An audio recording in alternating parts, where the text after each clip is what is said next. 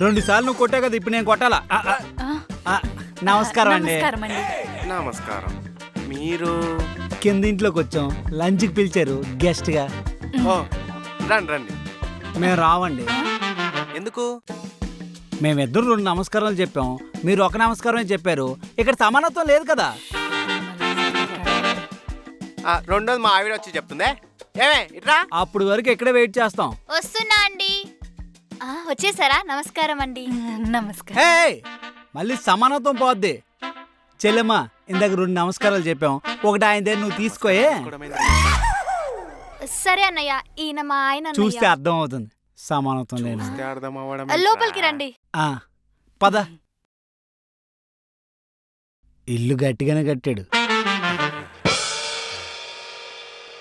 అంజు, వీళ్ళిద్దరికి నమస్కారం చెప్పాం కదా, ఇంట్లో ఎవరెవరు ఉన్నారో వాళ్ళకి నమస్కారం చెప్పేద్దాం. సమానత్వం రా. ఏమండి, వాళ్ళ ఇంటికి వచ్చి వాళ్ళ పర్మిషన్ లేకుండా అలా లోపలికి వెళ్తే బాగోదు. వాళ్ళు బయటకు వస్తారు కదా, అప్పుడు సమానత్వం పోద్దే. అన్నయ్యకి అందరినీ పలకరించడం హాబీ అనుకుంటా. పలకరియడం కాదు, పీక్కు తినడం హాబీ. బ్రో, అయినా మీరు పలకరించేంత మంది లేరు మా ఇంట్లో. ఉండదు మా అత్త ఒక్కతే. అదిగో తనే వస్తుంది. నమస్కారం అండి. నమస్కారం అండి. అంజు, ఈవిడేంటి మన ఇద్దరు నమస్కారం చేసి ఒక నమస్కారం చేసింది? సమానత్వం పాటించట్లేదు. ఏమండి, మన ఇద్దరం భార్య భర్తలం కదా, సో ఇద్దరికి కలిపి ఒకటే నమస్కారం పెట్టింది. అలాగని చెప్పి ఒక ప్లేట్ పెట్టి ఏదైనా తినమంటారా ఏంటి? నువ్వు అస్సలు ఒప్పుకోవద్దు. సమానత్వం సమానత్వమే. బాగున్నారా? బాగున్నామండి. రావటం కొంచెం లేట్ అయినట్టుంది.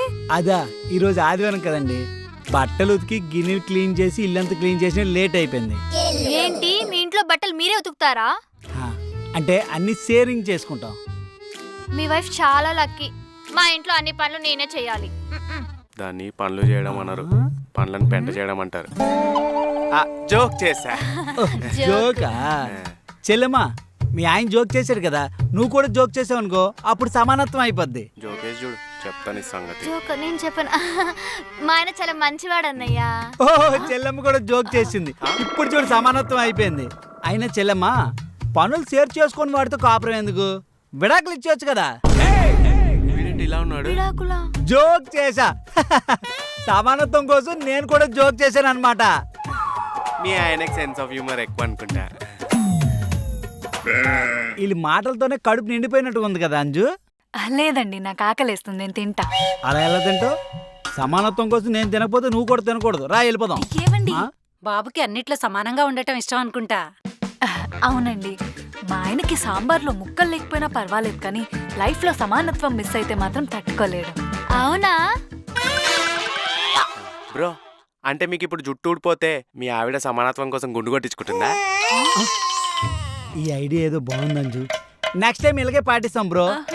ఏమండి, నేను గుండుతో బాగోనండి. సమానత్వం కోసం చెయ్యాలి. కావాలంటే విగ్గు పెట్టుకుందు. బ్రో, అయినా లంచ్ కి వచ్చి ప్రెస్ మీట్ లాగా ఈ డిస్కషన్స్ ఏంటి బ్రో? పదండి లంచ్ పెట్టండి పెట్టండి. పద. ప్లీజ్ బ్రో కూర్చో. మేము చేత్తో తింటే నువ్వు కళ్ళుతో తింటావేంటి?